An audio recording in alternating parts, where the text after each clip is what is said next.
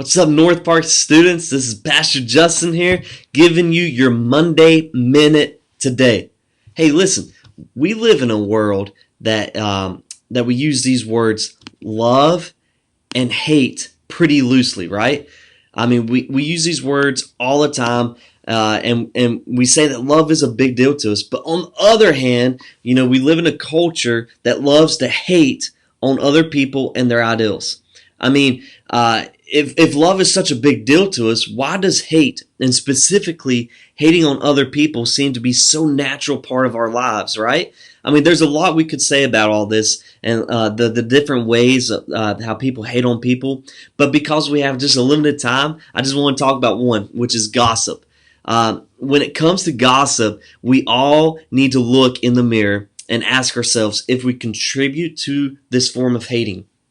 And why do all of us have such a strong attraction for talking trash or gossiping?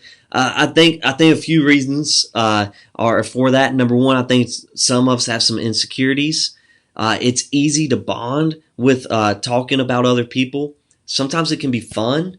There's a competitive advantage to it. Sometimes it is the truth. And sometimes it's just innocent intentions. And like I already mentioned, gossip, everybody does it. It's a people thing. And we all know adults, we know teachers, we know classmates, we know coaches, we know a lot of people who share a little too much. And if it's such an accepted part of our society, why is it that we know it's not best? I mean, isn't it true that although gossip is naturally accepted, a part of our culture, there's something inside of us that knows it's not good for us? Everyone knows gossip is bad, and it's a bad thing when it's about them. But in a culture like ours, a culture that loves to hate on people and their ideals, how is it even possible to stop? Listen, interesting enough, a guy named Paul wrote a few letters back in his day, and one of those letters he wrote to a church in the ancient city of Ephesus, and they named this book the Book of Ephesians. And Paul wanted to let Christians know there in Ephesus how to operate differently than in that culture. Listen, in that time, there's plenty to talk about, just like how there's plenty to talk about in our time. So in his letters, he wrote to them and told them how followers of Jesus could live uniquely in that day and age. He said this. He said, do not let any unwholesome talk come out of your mouths. He said in Ephesians chapter 4, verse 29. Now, I know when you think about that, the word unwholesome in Greek means rotten. Talking trash or gossiping, listen guys, it rots friendships, it rots relationships, and it rots reputations. This isn't what we want to produce in our lives, is it? We don't want to be people who put out a rotten vibe. In fact, not only does it rot things around you, it might actually be an indication of something unwholesome inside of you. Jesus himself talks about this. Listen to what he says. He says this in Mark chapter 7, verse 15. He says, it's not what goes into your body that defiles you. You are defiled by what comes out of your heart. More than words you speak, it's about the motivation that causes you to say certain things or participate in certain conversations. So going back to Paul goes back in verse 29 in chapter 4. He says, don't let any unwholesome talk come out of your mouth, but only what is helpful for building others up according to their needs, that it may benefit those who listen. Listen, if you choose to build others up, to care about their needs and help them, you'll choose words that will benefit them instead of words that bash them. And what you say about others says a lot about you. Think about it. You know people who talk trash to their friends, spread rumors, and always have a mean joke to say about somebody. And when you think of that person, you think about that part of them, that part that you just can't stand it. And it seems like hating on people is what they're all about. So when it comes to your conversations, it isn't really a question of what to say and what not to say. The real question is, what do you want to be all about?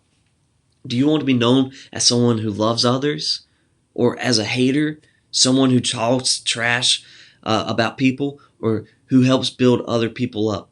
Listen, the good news is this: you have a choice. You get to decide who you want to be and what you want to be known for.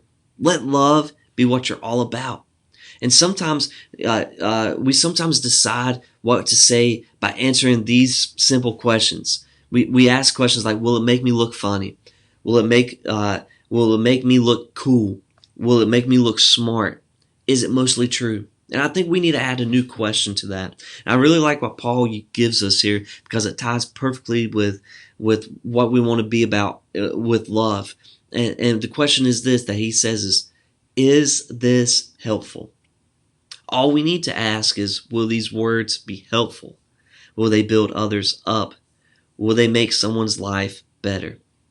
Guys, imagine for a moment if just those of us who watch this video choose to let love be what we're all about. What would happen in our schools if just the people from our church refuse to judge? What would happen in our workplaces if people from this church just decide to refuse to judge, to hate, to talk bad about, to gossip about others? Imagine if we choose to be people who use words to help others and build others up.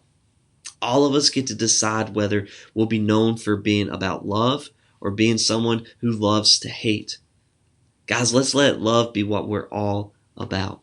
Hey, just quick reminders. Remember, tomorrow, TikTok Tuesday with Bree, 2 to 3 p.m. It's going to be awesome. Send in all your TikToks. Have a fun time with it. Also, hey, Wednesday night, 6:30. Join us on Zoom.